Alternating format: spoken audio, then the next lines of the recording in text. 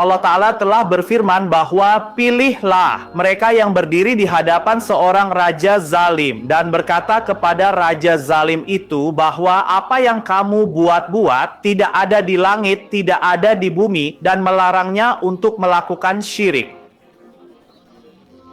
Melarang raja itu malah merencanakan untuk membunuh mereka daripada mendengarkan mereka.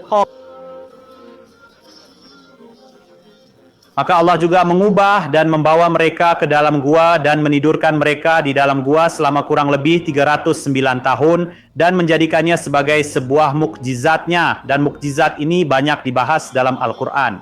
Para ulama menyebutkan surah Kahf dalam hadis bahwa setiap Jumat harus dibaca dan 10 ayat pertamanya melindungi dari fitnah Dajjal.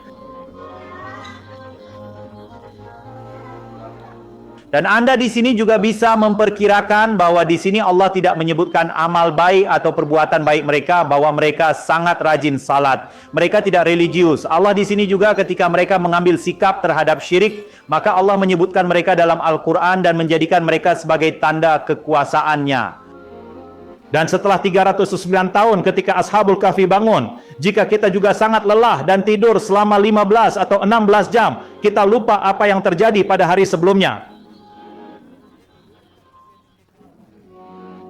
Tapi Anda lihat di sini setelah tidur selama 309 tahun, mereka bangun. Dan ketika mereka bangun, hal pertama yang mereka katakan adalah bahwa sesungguhnya Tuhan kita adalah pemilik langit dan bumi. Dan selain dia, kami tidak akan memanggil siapapun dengan menganggapnya sebagai sesembahan. Dan jika kami pernah melakukannya, maka kami akan melakukan kebodohan. Dan orang-orang ini telah mengambil sesembahan selain Allah. Dan mengapa mereka tidak membawa bukti yang jelas tentang mereka? Artinya, mereka tidak memiliki bukti selain karena nenek moyang kami menyembah mereka, maka kami juga akan menyembah.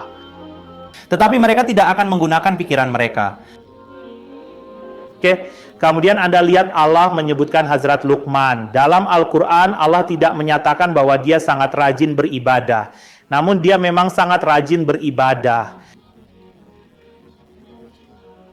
Di sana juga Allah menyebutkan kualitas mereka, yaitu tentang syirik. Dan mereka berkata kepada anaknya bahwa jangan pernah melakukan syirik. Syirik adalah kezaliman yang sangat besar. Inna syirik zulm azim. Dan inilah yang disukai Allah, sehingga Allah menurunkan surah dengan nama mereka, yaitu surah Luqman.